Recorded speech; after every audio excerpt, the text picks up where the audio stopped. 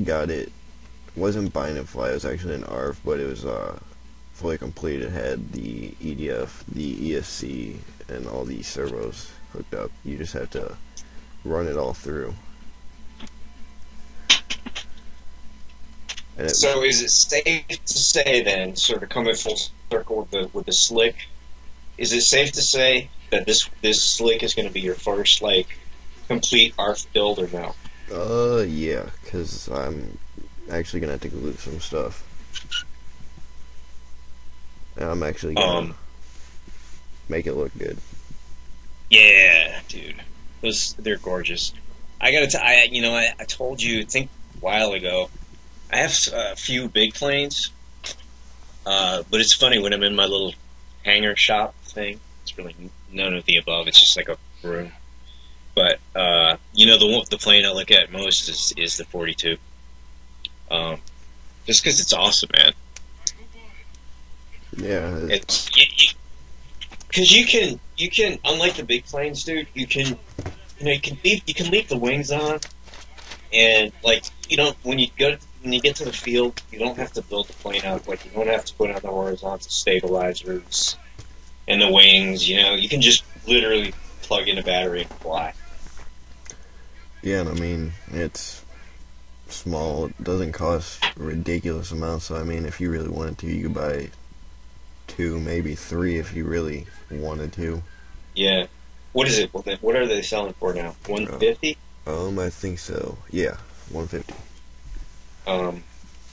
Yeah, it's a really good airplane, man. It's really good. I'd say this. I try not to give you too much advice, especially unsolicited. But stock up on your hobby blades. One thing I learned, and I was really, when I first got into the hobby and I started building the planes, I was really cheap. And that's totally understandable. Nobody wants to spend money where they don't need to. But I noticed over the course of time, Eric, like, when you're cutting, you'll see you have to cut some covering. It's so much easier if you just stock up on those number 11 blades, because actually they go dull really quickly. And if you don't like change them out when you're doing the cutting, man, you'll see it's hard to cut through that covering. That stuff is tough. I'm sure it's a lot easier to cut than the inspired covering. Oh, I'm so sorry that I hoisted that plane on you. It doesn't matter. The covering was horrible on that stuff. Literally every time I took it up, I wouldn't even do that bad of crap, and it'd just come with holes. Well, it's like you know what it is. That Inspire is covered with transparent. I think it's not ultra coat, but I think it's like some transparent monocoat. But because it's transparent, like it's even flimsier than if it had like color in there. It's just like flypaper, man. It's just totally falls apart. Let me just say, it wasn't too easy to spot in a blue sky. Oh yeah, I can imagine. It's like flying a skeleton. It was quite fun to fly, though. I had some speed. Yeah, you did good with it, man. You did good with it. Like I said, it was a good first plane for you as far as aerobatics. If it went in, no loss. Like, just take the electrics out and then stick them in something else. You know what else looks like a good flying plane? What? Is those built-up foamies by 3D Hobby Shop. The 48-inch EPP Extra and the 48-inch EPP Yak. The Yak is like the one I have my eye on. They actually look pretty sweet. I actually watched a video by IPS Motors on it, and it looks pretty good. They do look good. The color schemes are amazing for foam. Yeah. I mean, it's amazing what they can do, man. And I think that they're built in the U.S. or they're manufactured in the U.S. Most of the stuff we fly is coming out of China, so that's kind of refreshing. Yeah, I know the 33-inch EPP Extra 330 is from the U.S. because, I mean, on the picture it says made in the U.S. So I mean, I'm pretty sure. But So I'm sure let those me are try to easier. let me try to clarify for folks if they don't know what we're talking about. Basically, 3D Hobby Shop. And Eric, interrupt me if I'm like off base here, but 3D Hobby Shop has basically made a. It's kind of hard to describe, but it's a foamy, but it's like it's not profile, right, Eric? It's like built up. It's built up and it's got plywood in it. There's plywood. Isn't there carbon in it too? Yes. Yeah, I mean, this thing's got to be virtually indestructible. It looks indestructible. I have the 3DHS. I've got their 33-inch extra. You've flown it, haven't you? Yeah. Man, I have seriously pummeled that thing into the ground like more than 20 times. Like propeller first, bam, full speed, full bore, doing a move I shouldn't have been attempting, and a little glue, and it's just like it literally is indestructible. The EPP stuff is seriously the wave of the future, I think. Remember when Brian took it in the wind and it went over the tree, lost it, and it did a perfect carry right onto the container? Yeah. It was hysterical. He didn't like that experience. I think it permanently scared him off ponies. It wouldn't bother me. I know it wouldn't. I know it wouldn't. Yeah, those things look really, really cool. And I like that they're getting big too, man. They're getting like, what'd you say, 46 inch or 48. 48 inch? That's ridiculous. Have you seen their new 46-inch Yak 55 that Andrew Jeske made? Yeah. I've actually heard from Joe Smith of 3D Hobby Shop. He's a pilot for them. He actually said that's probably one of their better planes. Really? For that size. All right, so let me give you a quiz. I know you and Joe are like fight. What do you think Joe thinks of as far as the top like 3 or 5 offerings are from 3DHS? What would you guess? I'd say probably the Slick, what is it? The 104? Whatever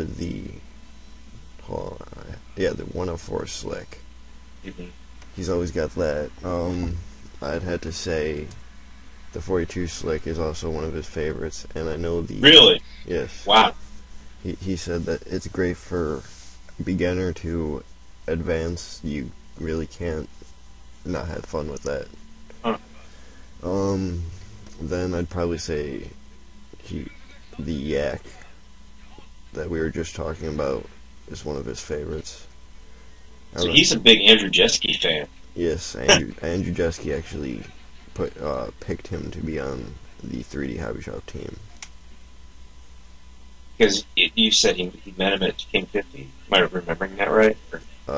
Yes. Do you know, did Andrew ever fly at King 50? No. Because I just remember I didn't know who Joe Smith was, and then one year at King 50, he just showed up, and it was just like an all-out. He just demolished pretty much everyone, and all of a sudden he was like sponsored by 3D Hobby Shop, Futaba. He was actually... Is he sponsored by High Tech too, or No, he actually was on Team High Tech for like a week and hated the Aurora 9. I don't know why, to be exact.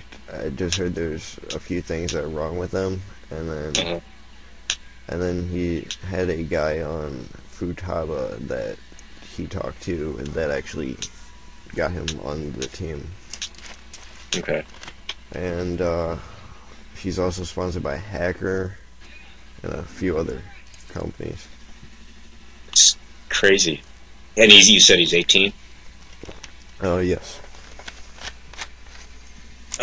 man, I know he's a nice guy, but it's tempting to hate him. That's just amazing. God. We'll have to try and get him on the show one of these times. That would be awesome. That would be really cool. I think the people would go nuts. I know I would probably just end up being really quiet. You would probably just have to talk. Because it's kind of intimidating, man. Seeing some of his videos.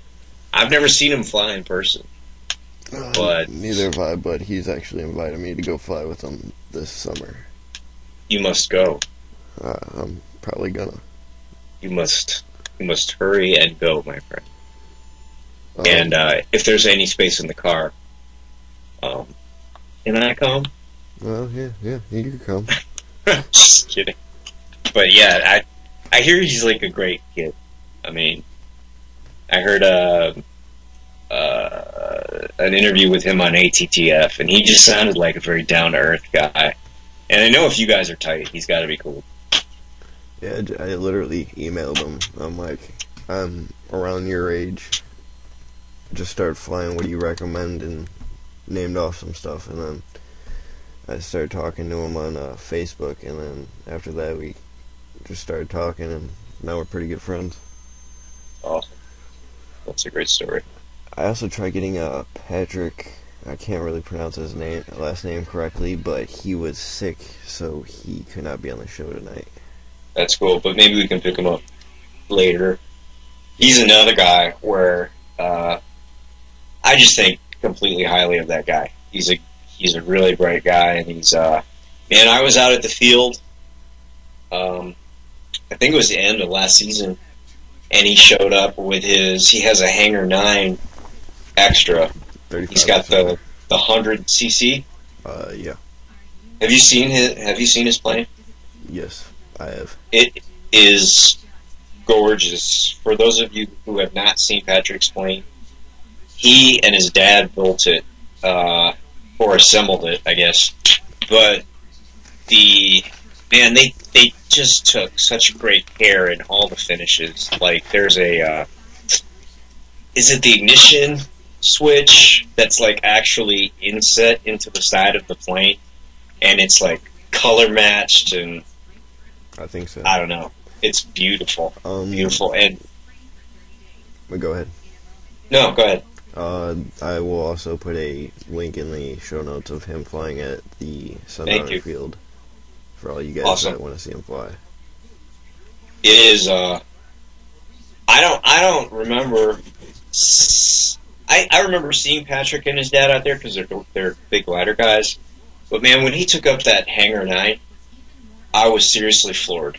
I was like, this kid is unbelievable.